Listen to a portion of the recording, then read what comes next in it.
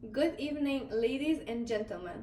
Thank you for giving me the opportunity to speak in front of you about a very important topic that's outcome will affect the lives of over 30 million people. On June 30, 2016, 30 people were killed and 50 injured when this group attacked police cadets returning from their graduation, according to the BBC. On May 31, 2017, a rush hour suicide bomber killed at least 80 people and wounded 300 others in bombing targeting the German embassy, states NBC News. On June 10, 2010, a suicide bomber attacked a wedding, killing 40 people, including 10 children, and wounded 70 others, the BBC advises. What do all these attacks have in common? They were carried out and claimed by the Taliban. The BBC reports that in the first half of 2016 alone, the Taliban carried out attacks that killed over 120 people. Who would want to negotiate with a group of people who commit such atrocities on civilians? The United States, of course. According to thehistory.com, the United States first began the attack on the Taliban in Afghanistan on October 7, 2001. A number of reasons were given for the attack.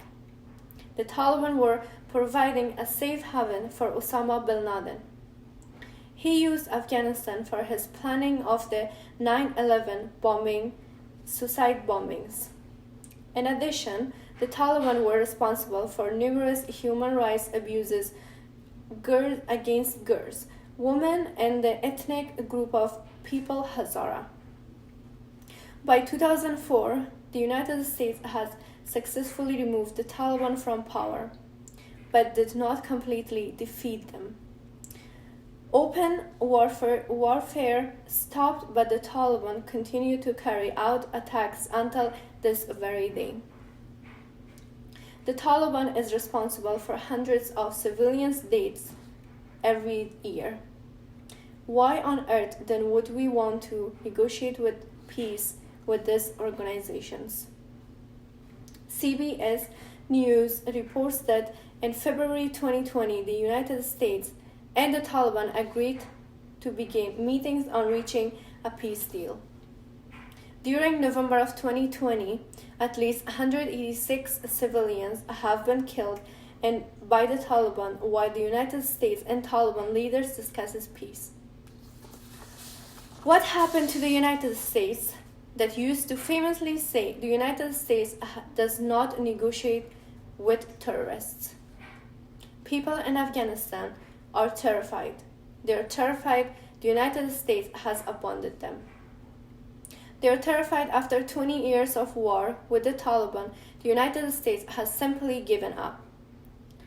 How the Taliban, with no manufacturing of its own, no military and the industrial complex, bring the greatest military power in the world to its knees, while at the same time continuing to openly kill civilians.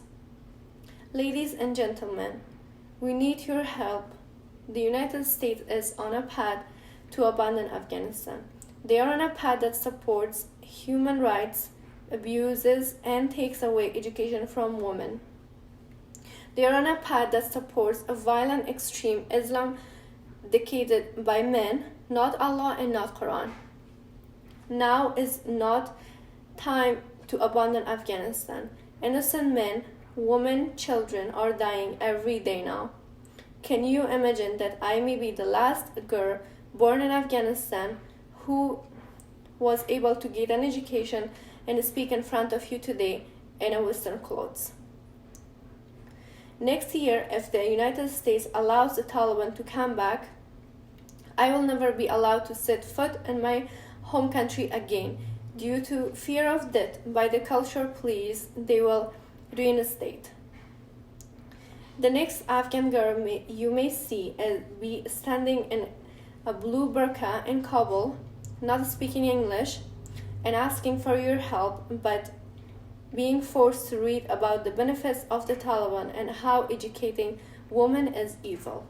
The people of Afghanistan ask the world not to give up now.